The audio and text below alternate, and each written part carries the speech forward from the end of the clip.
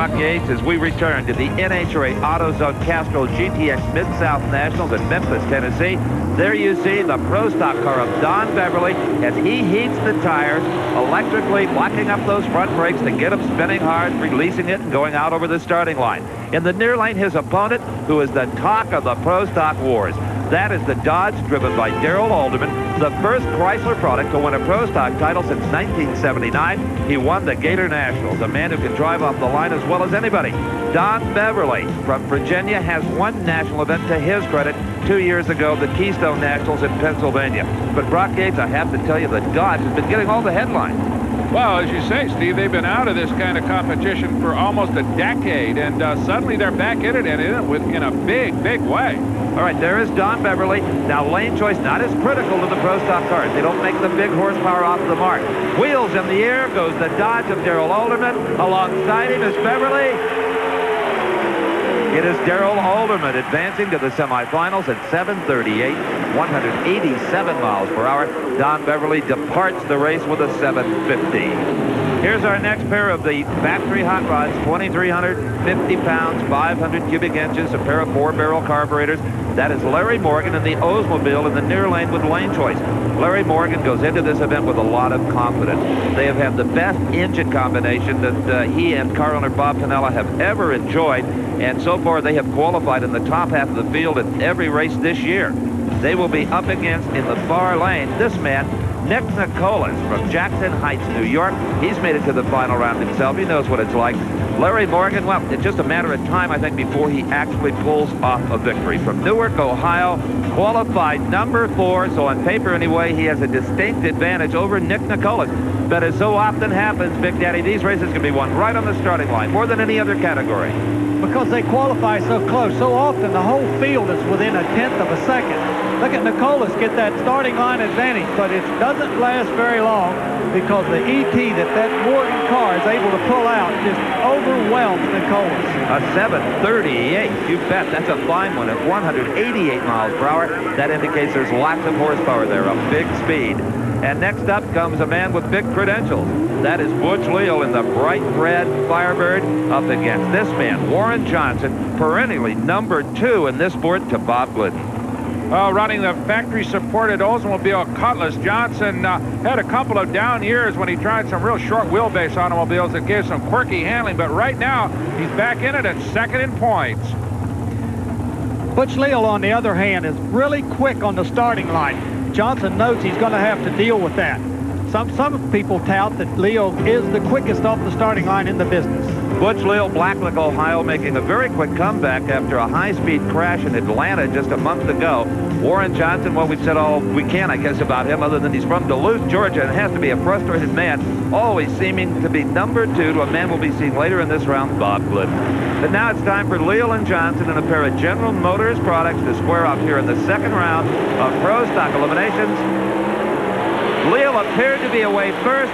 He has left a red light on the starting line. He tried to anticipate the start. His wheels moved before the green light circuit was complete, and he will go back to the pits with a time slip marked L for lose. Warren Johnson is the winner at 7.48 seconds. To give you an idea how closely these cars are matched, that start looked pretty good, but there was definitely a red light in Leo's lane. He cut the lights just a little bit too close, and he didn't really need to because he ran a better ET.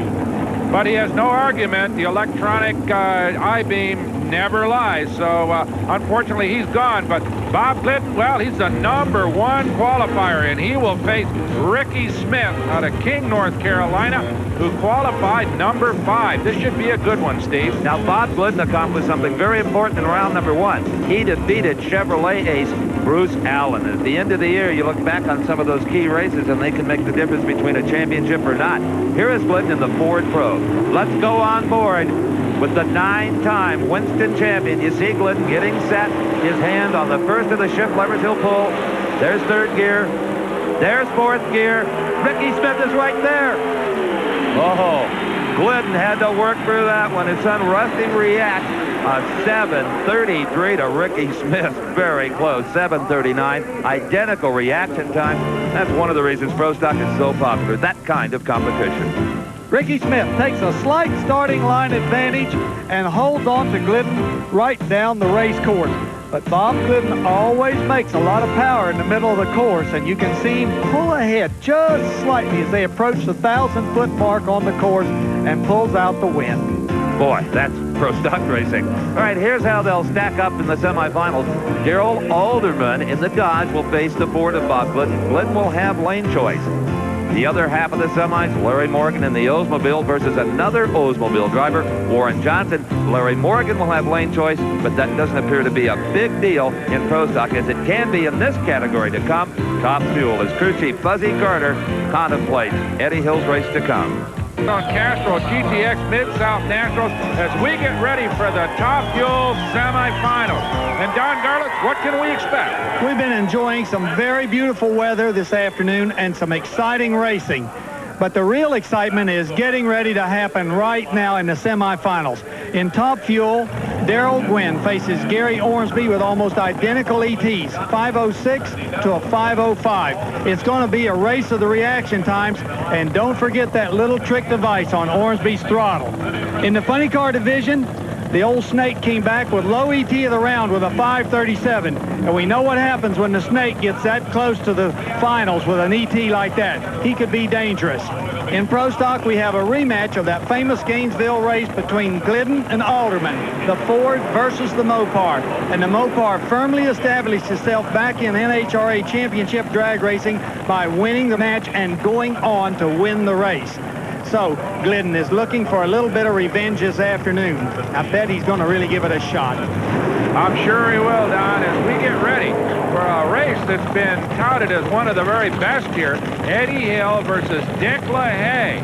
And LaHaye has lane choice. But believe me, all eyes are riveted on that yellow dragster of Eddie Hill and that unique bulge over the roll cage. Earlier, Steve had a look. Our show is not 20 or 60 minutes, but that doesn't mean we don't like to run across a good scoop once in a while, especially if it's the only scoop we have ever seen on a Top Fuel dragster. This is Eddie Hill's car, and this is the first time he has run this scoop in competition. When I first saw it, I figured, well, he's trying to get more of a ram, more of an air ram back here into the fuel injector. Eddie Hill says not exactly. A spectator gave him a picture of his car on a run when, down here, a main fuel line going to one of these pumps had come off of the pump and was spraying raw fuel straight up into the atmosphere. And by watching the path of that fuel in the photo, he could see that this was all dirty air. They weren't getting all the air possible into the injector, and here's why. The air flows over the body of the car, hits the windshield here, and was going up and completely over the wing. Of course, some was going into here, but not as much as could be, which is why now they have built this scoop and taken it clear out here, where theoretically the air will come right off of the windshield into this scoop and ram itself into the fuel injector. So all this came about as, well, a bit of poor man's wind tunnel testing. Well, Big Daddy, you've brought more revolutionary items to this sport than anybody. What do you think? It certainly sounds right, Brock, and I do know for a fact that the canopies, especially when we used to have the closed canopy, did drive the air up over the fuel injector. You're riding with Eddie Hill. He's feeling about 4.5 Gs right now. It is Eddie Hill winning it. Dick LaHaye breaks a wing right in the lights. A frightening occurrence. Boy, he had his hands full. Did you see that car come off the ground? I did. Back at the starting line is Brock with Eddie Hill's crew chief. Talked to Eddie. He said he felt he was a real underdog, but it was a fantastic pass. Yeah, we just kind of rolled the dice, and we did a lot of detuning on the deal. It looks like it come right around, so we're happy with the deal. You better be. Congratulations. Super Next round. Thank you. Oh, boy. Eddie Hill goes into the semifinals after a rocky start in this race. Let's again take a look at one of the most exciting and in some ways terrifying race of the day. They left the line as one. They stayed that way all the way down the racetrack. This is the kind of drag racing that the fans love to see. Side-by-side racing, and I'm not so sure who would have won the race if it hadn't been for the fact that that wing collapsed on LaHaye's car just prior to reaching the end of the course. And then did he ever have his hands full keeping that car upright, keeping it out of the guardrail and out of Eddie Hill's lane. Did a tremendous driving job. He sure did, and let's go to Steve. Well, we've said it before, and I think it bears saying again. When you break a wing, as Dick LaHaye did at high speed, you've got to consider yourself fortunate if you're still right side up, Richard. I'm telling you, I had my hands full down there. I mean, it made a couple moves right, left, and Fortunately, I got the shootout just at the right time, I think, and it just had me plenty concerned. God bless those. Thank the Lord that she's still right side up. Indeed, God bless those parachutes. Could you have won had the wing not broken? I'm not sure. I don't even know what it run. It shook the tires pretty hard out there, so, and he run very well, so I don't know. You both ran very well. Great job today. Thank you very much, Steve. Classic example of when aerodynamic devices work, they'll really help you. When they go away, they can really become treacherous. Worse than none at all, actually. All right, let's go to the next semifinal pairing. Gary Ormsby, quick qualifier versus Darrell Gwynn, and an excellent matchup, Don Garlitz. Yeah, Gwynn has low ET of the eliminations, remember, with that 5-second flat. So it's going to be a real race at the starting line. Who is going to get off of that line first? It's Ormsby in the far right lane. It's Darrell Gwynn in the near or left lane. A beautiful start. A beautiful race. It is Gary Ormsby in the quickest side-by-side matchup in NHRA history. The elapsed times for both drivers, 5.04 seconds. Darrell Gwynn cut a terrific light on the near lane. Ormsby's was even better. The whole race was won right at the starting line. That throttle device, whatever it happens to be, Steve, is obviously working for Gary Ormsby. And that's what made the difference, because from there on, they were tied together. In fact, at one point, it looked like Darrell Gwynn might have gained on him just a little bit. Just a bit, but not enough. So Gary Ormsby goes into the Top Fuel final against Eddie Hill, and he'll enjoy lane choice. Is it what's under the towel, or is it this man, Gary Ormsby? No matter, you won it with reaction time. Identical elapsed times, you got there first, 5:04s. Oh, great, Steve. Car must have made a pretty nice lap. It felt really good, and I wasn't sure that I'd won this race down here. It was that close? It was that close. You know, your crew chief, Lee Beard, told me this morning this car will run 5.0s all day. Yeah, he's got it dialed in right now, and it just keeps motoring right on down and winning. Got to motor down one more time. That's all. All right, he is on a roll. 2 national event wins already this season. He's looking for his third.